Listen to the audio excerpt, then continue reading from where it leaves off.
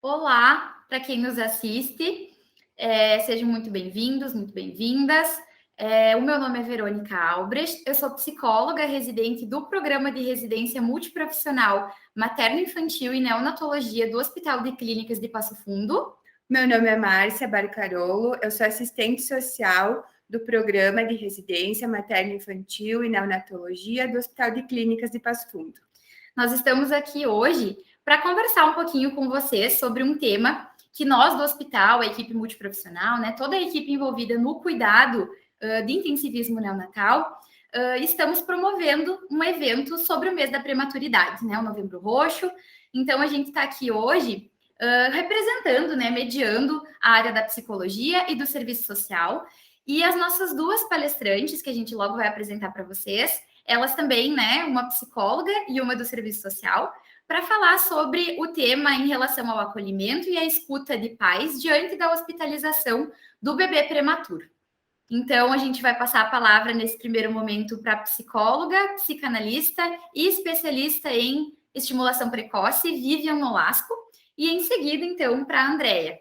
Andréia Cardoso Bittencourt é assistente social da Unidade de Internação Neonatal do Hospital de Clínicas de Porto Alegre e ela é especialista em saúde comunitária pelo Grupo Hospitalar Conceição. Isso aí, então. A gente vai passar a palavra para a Vivian. Vivian, fica à vontade. E em seguida a gente passa para a Andréia. Eu agradeço o convite da colega Verônica e da Márcia, feito para somar forças junto com a Andréia, numa reflexão interdisciplinar sobre prematuridade, uma reflexão que integra o que eu recolhi da minha escuta clínica, da prática no consultório com bebês e pequenas crianças, com o histórico de prematuridade. Também do trabalho com formação continuada, com profissionais que atuam na primeiríssima infância. E o que eu lhes direi também vai partir das reflexões compartilhadas com os colegas da instituição da qual eu sou membro, que é o projeto Associação Científica de Psicanálise e Humanidades, e com os colegas do Instituto Travessias da Infância, Centro Lídia Coriá de São Paulo. Também na interlocução com colegas da Rede Bebê. Bom, nós bem sabemos que se o nascimento sem intercorrências já implica um certo grau de angústia, de fantasias e atenção especial do entorno social na acolhida da família, do desenrolar dos cuidados e das funções parentais, em um nascimento prematuro, as condições da angústia, o transbordamento da angústia e o agravamento das fantasias são muito maiores e implicam uma atenção redobrada. No nascimento prematuro, os pais, especialmente a mãe, que acabou de parir, experimentam um grau muito grande de desamparo, causado pelo impacto da perda das referências nas quais eles se pautavam. Se os pais vinham antes, contando as semanas da gestação, prevendo mais ou menos os dias para a chegada do filhote, né, e sonhando com ele, o nascimento prematuro coloca tudo isso em suspenso. É que a cada mês, a cada conversa com os amigos, a cada consulta e cada preparativo que modifica a dinâmica da família, né, da vida da família, se soma um sonho e um ideal de quem o filho virá a ser. Com quem que ele vai ser parecido, de que coisas que ele vai gostar e os seus grandes feitos. Porque os pais projetam no filho os seus próprios sonhos e esperam que assim ele também tenha um destino melhor do que o deles. É assim que, então, durante a gestação, o filho também é concebido na imaginação dos pais. E é muito importante que seja assim, para que se construa no psiquismo deles um saber prévio a respeito do bebê. E também sobre como eles pensam em ser pais desse bebê, que, em princípio, é muito idealizado. Ainda que essas expectativas sobre o filho imaginado não se cumpram quando nasce o filho real. É na direção desses ideais que os pais se firmam, miram nisso e vão em frente. Então, quando nasce um bebê, todas as representações das narrativas familiares, as imagens, memórias, sensações, um tipo muito específico de disponibilidade afetiva, tudo isso, no nascimento, é transportado e comunicado ao bebê por meio dos cuidados. Na qualidade da voz, no toque, no olhar dos pais, especialmente pela função materna, mas também através daqueles que se encarregarem dos cuidados do bebê. Quando essas imaginarizações não acontecem, então já temos aí indícios de que algo na relação entre os pais e o bebê não está se armando. Todos nós precisamos confiar em um porvir, para colocar nossa vida e os nossos atos em movimento. É por isso que os pais acreditam também naquilo que sonham para o filho, e é porque eles acreditam nisso que eles cuidam do filho. Né? Embalam, alimentam, trocam, conversam, fazem minar. A perspectiva desse futuro se arma a partir da confiança de que algo desse sonho, desses planos, vai se realizar. E os pais cuidam do filho mirando nisso. Diante da urgência neonatal, da prematuridade, as coordenadas que os pais vinham construindo se afrouxam. E é aí que corre-se o risco de caírem os projetos. O impacto da prematuridade funciona como um raio que incide diretamente no que eles vinham armando, fazendo vacilar a construção desse horizonte que, bem no fundo, é o próprio futuro da vida orgânica e da vida psíquica de um bebê. É verdade que no futuro, do futuro a gente nunca sabe. A gente nunca sabe o que vem. E a ocasião mesmo da prematuridade nos atesta isso. Mas nós imaginamos um futuro para os filhos pautado nas nossas próprias referências. O abalo da urgência neonatal gera grandes intensidades afetivas e elas, em geral, ultrapassam as capacidades dos pais de reagirem. Por essa razão, podemos dizer que, nesses momentos, nós estamos diante de uma situação traumática, em que as referências que sustentavam esse horizonte para os pais ficam em suspenso e podem cambalear ou cair. E essa é uma grave ameaça que pode fazer sucumbir a perspectiva de um futuro para o recém-nascido. A queda de um projeto subjetivo para o bebê. É que nessas circunstâncias de abalo, como que a gente vai falar sobre o encantamento com o bebê, sobre os sonhos? Diante do nascimento de risco, da proximidade com a morte, como seguir pensando em quem que o filho virá a ser? Como apostar que esse ser tão frágil poderá alcançar os sonhos que para ele foram sonhados? E essa é precisamente a ameaça para a estruturação psíquica do bebê, já que um sujeito, a pessoa que o bebezinho vai vir a ser aos pouquinhos, depende dessa aposta de futuro. E de uma suposição feita pelos pais, nesse pequenininho ser, no neonato, de que ele é um sujeito e pode vir a realizar, né, sonhos. É por isso, porque eles podem enxergar no bebê as potencialidades que esse bebezinho, que em verdade é um amontoado de reflexos ainda, poderá vir a falar, caminhar, pensar, desejar. E é porque os pais antecipam essas potencialidades que também o bebê vai poder alcançar. Quando isso não estiver presente, então algo não vai bem. A interrupção da gestação e a passagem para a incubadora, os dias contados em função das pesagens, a atenção aos sinais vitais do corpo, a dor física, a manipulação necessária e constante do corpo pelos profissionais, o medo, o risco, todas essas dificuldades diárias fazem obstáculo para essa projeção de um futuro possível. E é nesse ponto que nós, psicólogos, psicanalistas, profissionais de estimulação precoce, intervimos junto ao trabalho com a equipe neonatal, reconhecendo as dificuldades, a realidade em si, ofertando escuta e acolhida das fantasias, temores, a diversidade de afetos, ou quando eles estão obturados, desobstaculizando. Essas dificuldades, elas podem fazer lesão na rede de significações dos pais e podem causar uma fratura na condição, então, na qual o bebê precisa se colocar para vir a existir como sujeito. Isso ocorre em razão de se subtrair do campo de encontro o encantamento. E o encantamento é uma condição para a estruturação psíquica necessária para a constituição subjetiva de uma pessoa. Na instauração desse estado traumático, aquilo que desde o acontecimento, né, real do nascimento, da prematuridade, não puder ser registrado psiquicamente e simbolizado tanto pelos pais quanto pela equipe, fará o seu retorno nas dificuldades de constituição das operações do psiquismo no bebê.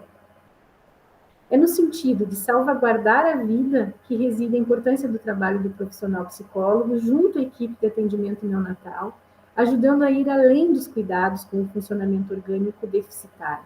Nós agimos de forma alinhada e em concomitância com a equipe no resgate das condições de sustentação de uma aposta simbólica, realizando os cuidados específicos necessários às inscrições para o advento dessa subjetividade, ajudando esse pequeno corpinho orgânico, esse sujeito que a gente vê ali, a ser mesmo gente. E mesmo depois da alta, os bebês nascidos prematuros irão se defrontar com os tratamentos especializados que intermediarão a sua relação com os seus pais. O risco da morte física e psíquica está ainda potencialmente aumentado em algumas situações, e contar com os recursos do atendimento dos centros de medicina neonatal e os atendimentos dos profissionais todos da área, né, que atendem as situações de prematuridade, salvam a vida. Já que é dos cuidados desses primeiros instantes do nascimento que dependerá a qualidade da sobrevivência do bebê. É também nesse sentido que o atendimento da equipe neonatal e do ambulatório adquirem a função de uma parentalidade transitória, já que se encarregam dos cuidados tanto do bebê quanto dos pais. São ações preventivas que favorecem a intervenção precoce antes que seja tarde demais para conter os efeitos de uma patologia. Essa escuta dos pais, acolhida feita pela equipe para o processamento psíquico, tanto dos pais quanto da própria equipe, e do olhar dirigido ao bebê, ganha muita potência quando é realizada de forma chegada à equipe médica. A acolhida dos pais é uma intervenção que eu considero clínica, feita dentro do hospital, que integra aquilo que a escuta recolhe das práticas em equipe, ocasião para a gente conhecer qual é a posição subjetiva e as representações que estão circulando no psiquismo dos pais a respeito desse bebê. Também a respeito desse nascimento prematuro, da relação com a equipe, acerca do luto, do porvir, os aspectos traumáticos que ainda podem estar ativos e os efeitos da hospitalização.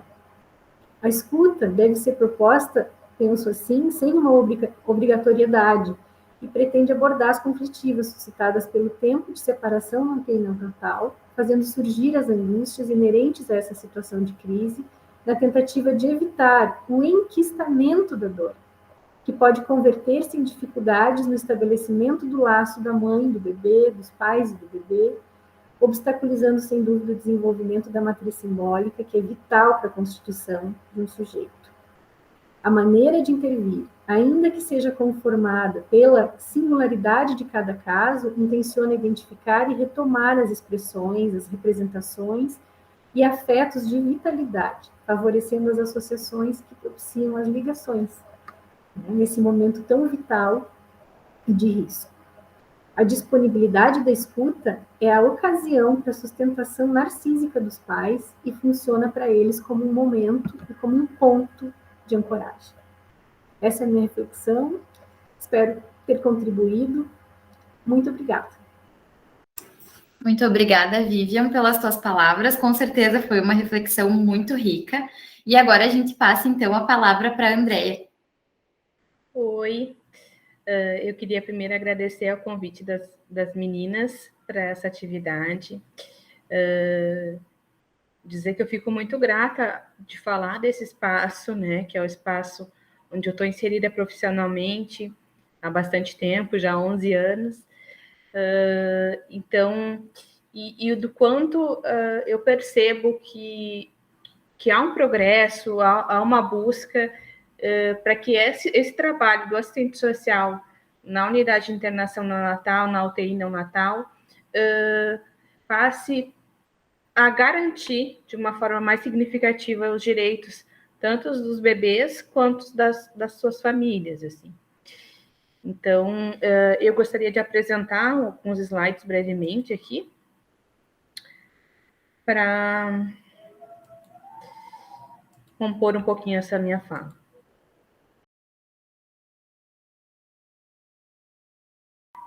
Então, diante dessa temática que foi proposta,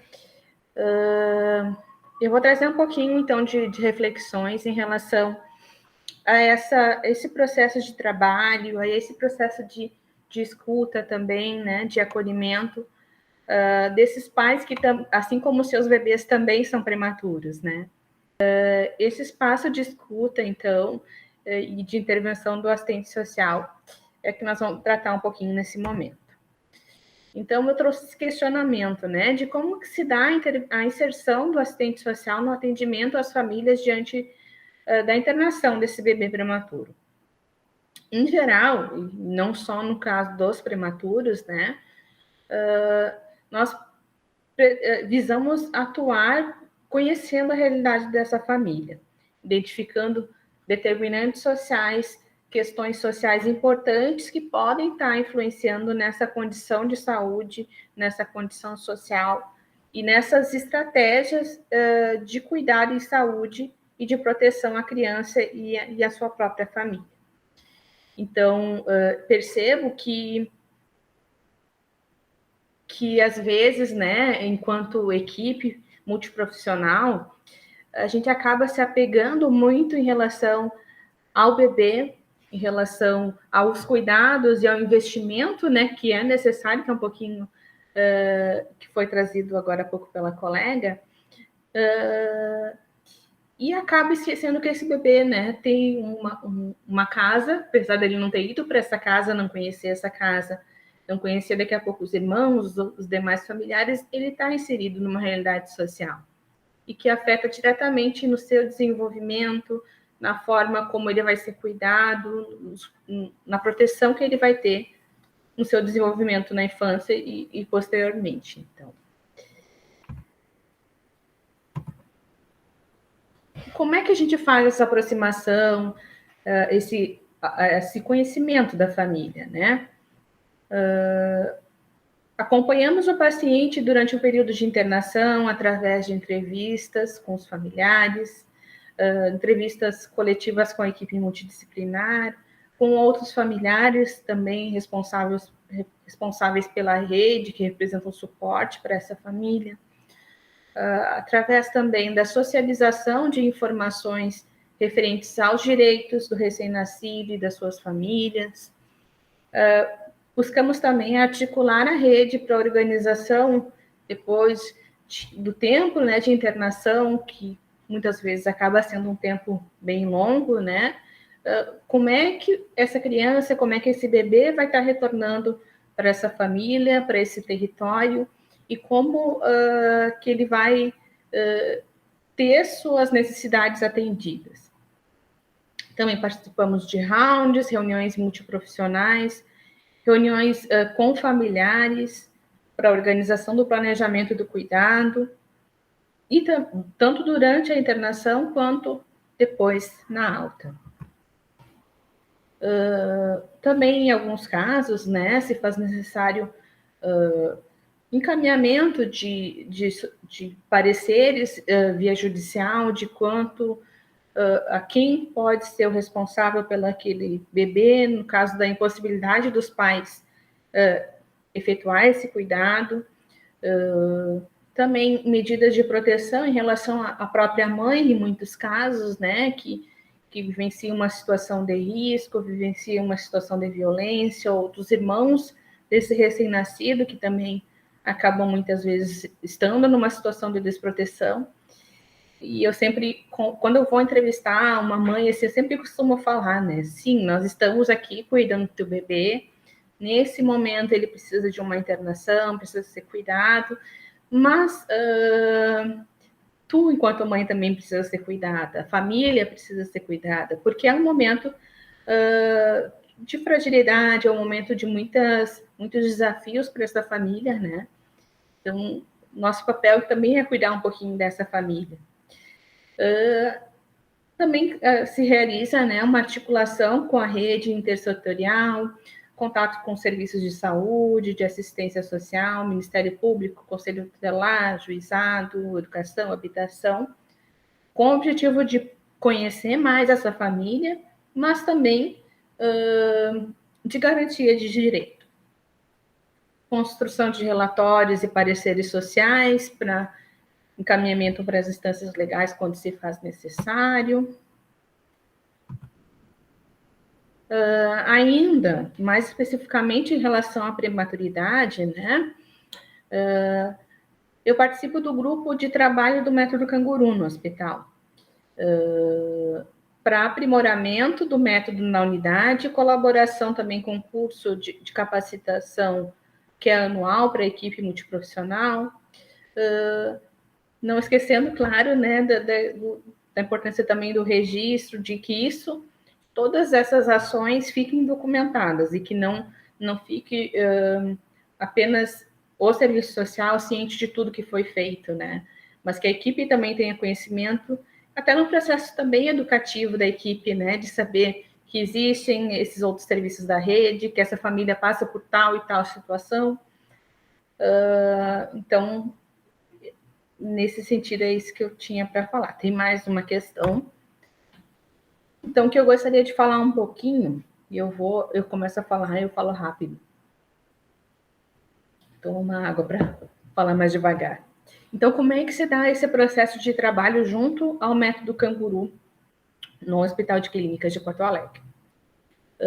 Sempre que um bebê nasce prematuro, menor de 35 semanas de idade gestacional,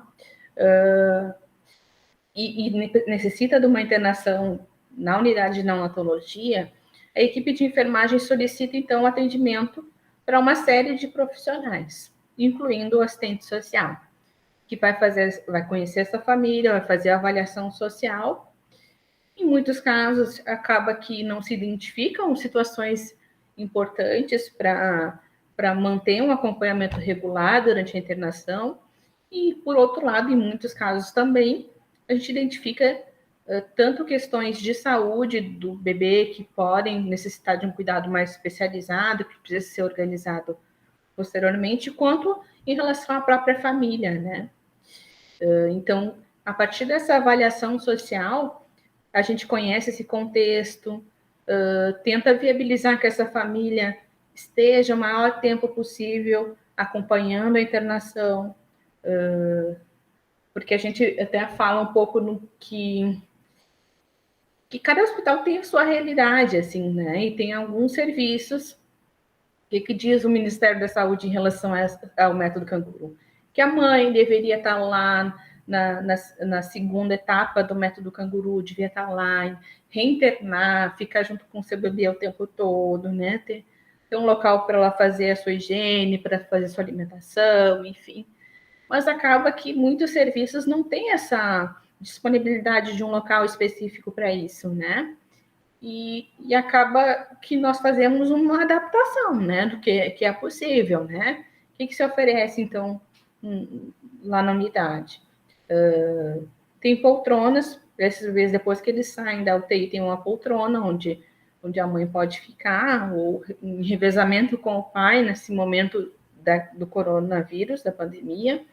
Então, um pode ficar no turno da manhã, outro no turno da tarde, e outro, novamente, o outro pode voltar no turno da noite, se for um desejo da família.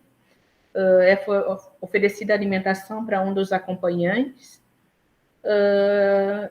e mais ou menos dessa forma que funciona, assim, né? Mas a gente reconhece o quanto é importante, né, e o quanto é um desafio manter essas famílias mais tempo na internação. E é um trabalho que vem sendo desenvolvido já há bastante tempo e é um trabalho que continua, né? Não é um obstáculo ou uma dificuldade que foi vencida plenamente.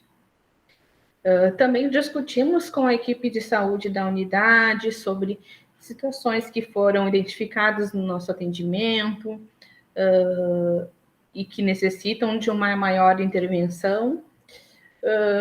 No caso da identificação dessas demandas mais complexas, né, a gente mantém esse acompanhamento ao longo da internação e também depois da alta hospitalar, porque a gente tem o privilégio de ter um ambulatório então, de segmento do prematuro, onde esses bebês seguem acompanhamento dependendo da gravidade, da sua situação e das comorbidades que ele apresente, até os 5 anos de vida. Então, a gente segue vendo essas famílias, segue vendo esses bebês e depois crianças, né, ao longo do seu desenvolvimento. Essa avaliação relativa ao método canguru, ela preferencialmente deve acontecer nas primeiras 48 horas de vida após o nascimento. Por quê? Porque nesse momento a mãe ainda está em internação obstétrica, a gente tem a possibilidade de vincular, fazer o vínculo com ela, reforçar o quanto essa presença dessa família é importante na internação, apresentar as rotinas da unidade de internação, né? Viabilizar também a permanência por mais tempo, articular a rede, articular serviços de hospedagem, enfim, viabilizar da forma que for possível, né, que ela consiga. A gente sabe que nem sempre é possível, a gente sabe que tem famílias que têm muitos filhos, que tem famílias que tem mulheres que logo após o parto já tem que voltar a trabalhar, porque, enfim, é o que a família precisa, né, naquele momento para se organizar, para se manter. Então, nem sempre a gente consegue fazer que isso funcione muito bem. Mas a tentativa, né, é essa de que nesses primeiros momentos a gente faça esse vínculo e articule formas de se pensar esse acompanhamento, que tende a ser uma internação mais longa, né?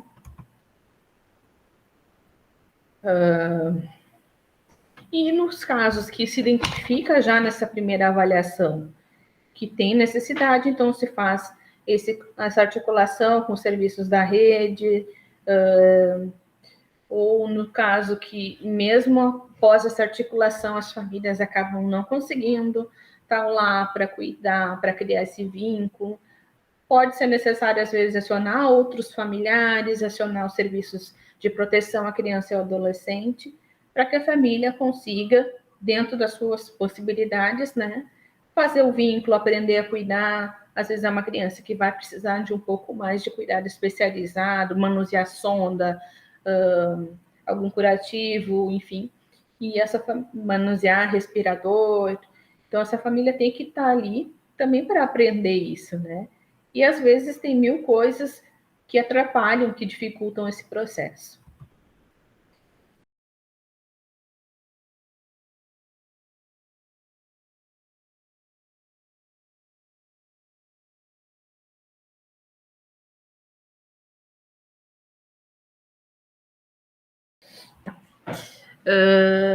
Então, era essa a minha fala, gurias. Eu não sei se a gente faz alguma conversa em relação a isso, se dá tempo ainda, né? Mas estou à disposição. Obrigada. Olha, com certeza a gente gostaria de discutir muito ainda com vocês. A gente está aqui realmente num encontro mais breve, mas achamos muito válido o que vocês trouxeram, sem dúvida, e fiquei pensando muito nas duas falas de vocês. Acho que tu também concorda comigo, Márcia, porque a gente trabalha muito junto também, né, no hospital, e do quanto a área do serviço social e da psicologia podem contribuir. E acho que a mensagem que a gente traz, né, com essa nossa palestra, que embora com tempo curto, mas acho que muito rica nas considerações, é do quanto a gente também quer ser essa ponte, né, para os pais, poder se mostrar disponível, e porque é isso, né, a gente, é o nosso trabalho, é o nosso fazer, e que eles não precisam passar por isso sozinhos, né, a gente está aqui para tentar fornecer esse auxílio, para que assim eles também consigam ser essa ponte, né, para o bebê, como a Vivian bem trouxe, né, poder fornecer aí as condições para que ele também se desenvolva, né, consiga fazer parte aí de uma história, que com a prematuridade a gente sabe que muita coisa fica difícil, né, de ser seguida, né, dessa história ser contada e de ser vivida. Então, muito obrigada, tá, gente? Foi muito importante a fala de vocês. E a gente vai ter que encerrar, então, né? Então, fica esse nosso agradecimento. E a gente só avisa aí para o pessoal que está nos assistindo para não terminarem de assistir essa gravação agora, porque a gente ainda vai ter uma fala, né, de uns familiares que já passaram pela experiência da nossa UTI neonatal. Então, no mais, a gente fica por aqui. Muito obrigada. E fiquem atentos também às próximas programações, que vão ter outras palestras, né, sobre a temática da prematuridade também, de outras áreas profissionais. Mas, no mais, era isso. Tchau, obrigada.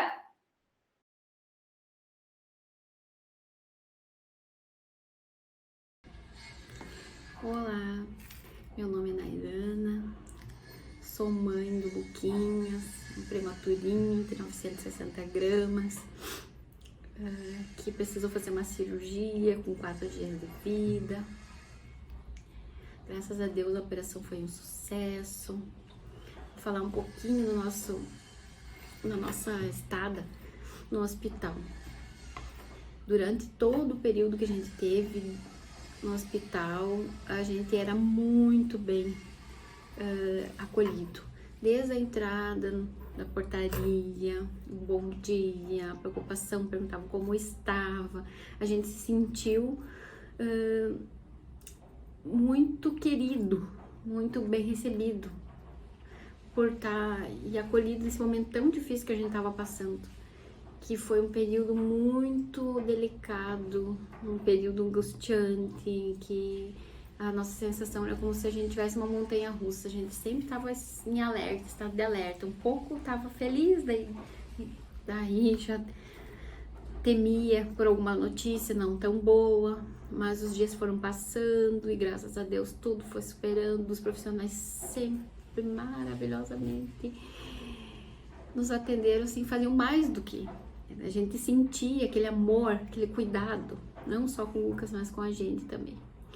Todo dia a gente recebia um carinho, todos da equipe. Então aquele dia assim que a gente não estava muito bem, que a gente precisava daquela forcinha de alguém do lado, a gente recebia aquele carinho com palavras, aquela força e superação, e foi passando, e o tempo foi passando e a gente conseguiu, depois de 52 dias, uma vitória, que logo a Deus sair e tudo bem. Então eu só desejo do fundo do coração que Deus ilumine a cada profissional que nos atendeu, que cruzou nossa vida, nosso caminho, que ilumine sempre e abençoe sempre. Desejo que tenham sempre muito sucesso em todas as escolhas da vida. Nossa eterna gratidão profunda. Nós amamos muito vocês. Sempre nossas vidas, nossas orações são sempre de agradecimento e desejo total felicidade a todos. Um grande abraço, um grande beijo. Obrigadão.